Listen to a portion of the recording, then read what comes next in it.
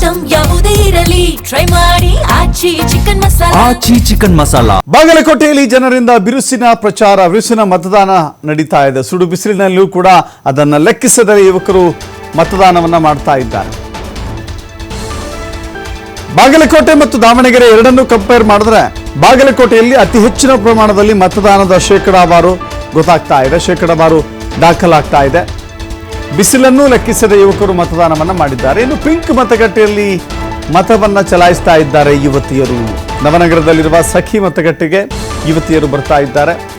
ಯಾರು ಅಭಿವೃದ್ಧಿ ಮಾಡ್ತಾರೋ ಅವರಿಗೆ ನಮ್ಮ ಮತ ಅಂತ ಹೇಳಿದ್ದಾರೆ.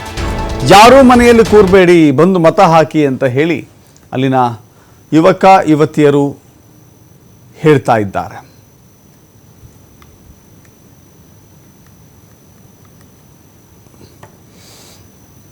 ಉಪಚುನಾವಣೆ ಬಿರು ಬೇಸಿಗೆಯಲ್ಲೂ ಕೂಡ ಮತದಾರರಲ್ಲಿ ಉತ್ಸಾಹ ಕೂಡ ಆಗಿರುವಂಥದ್ದು. ಸದ್ಯ ನಾನೀಗ ನವನಗರದ 64ನೇ ಸೆಕ್ಟರ್ನಲ್ಲಿ ಪಿಂಕ್ ಮತಗಟ್ಟೆಯಲ್ಲಿ ಇರುವಂಥದ್ದು. ನೀವು ದೃಶ್ಯದಲ್ಲಿ ನೋಡ್ಬೋದು.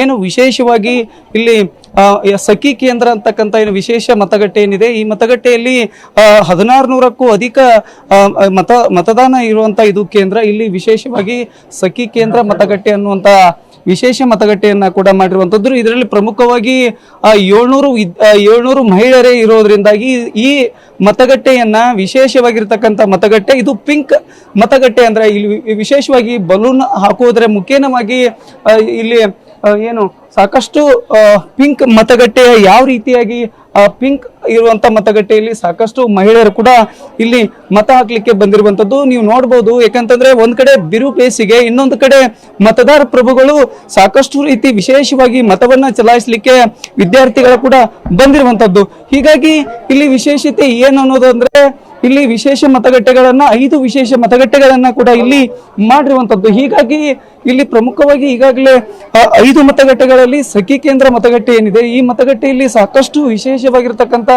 ಮತಗಟ್ಟೆಯನ್ನ ಕೂಡ ಇಲ್ಲಿ ಮಾಡಿರುವಂತದ್ದು. ಸದ್ಯ ಇಲ್ಲಿಯ ಮಹಿಳೆಯರನ್ನ ಮಾತಾಡಿಸ್ತಾ ಹೋಗ್ತೇನೆ.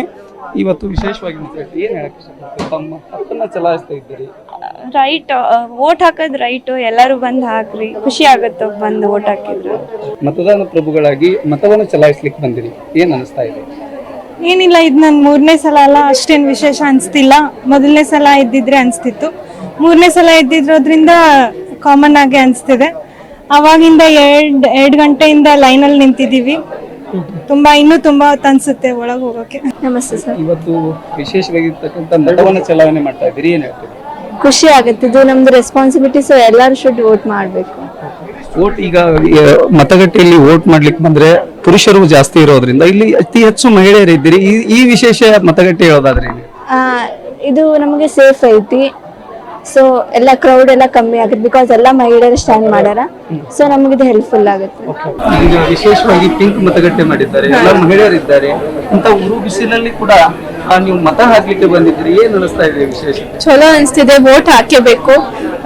ಯಾರು ನಿಮಗ್ ಚಲೋ ಅನಿಸ್ತಾರೆ, ಯಾರು ಡಿಸರ್ವಿಂಗ್ ಅದಾರ ಅವ್ರಿಗೆ ವೋಟ್ ಹಾಕ್ರಿ. ಡೆವಲಪ್ಮೆಂಟ್ ಆಗ್ಬೇಕಂದ್ರೆ ವಿಶೇಷವಾಗಿರ್ತಕ್ಕಂಥ ಒಂದು ಮತದಾನ ಪ್ರಕ್ರಿಯೆ, ತಮ್ಮ ಹಕ್ಕನ್ನ ಚಲಾಯಿಸ್ತಾ ಇದ್ದೀರಿ, ಏನ್ ಹೇಳ್ತೀರಿ?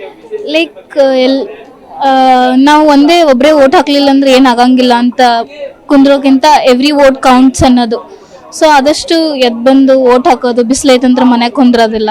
ಸೊ ಎದ್ ಬಂದು ವೋಟ್ ಹಾಕೋದು. ಅಂಡ್ ಯಾರು ಜಾಸ್ತಿ ಡಿಸರ್ವಿಂಗ್ ಅದಾರ, ಯಾರು ಜಾಸ್ತಿ ಸುಧಾರಣೆ ಮಾಡ್ಯಾರ ಅವ್ರಿಗೆ ವೋಟ್ ಹಾಕಿದ್ರೆ ಒಳ್ಳೇದು ಅಷ್ಟೇ. ವಿದ್ಯಾರ್ಥಿಗಳು ವಿಶೇಷತೆಯನ್ನ ಹೇಳ್ತಿರುವಂತದ್ದು, ನಮ್ಮ ಹಕ್ಕನ್ನ ನಾವು ಚಲಾಯಿಸ್ತಾ ಇದ್ದೇವೆ. ಅದರಲ್ಲೂ ಕೂಡ ಯಾರು ಕೂಡ ಈ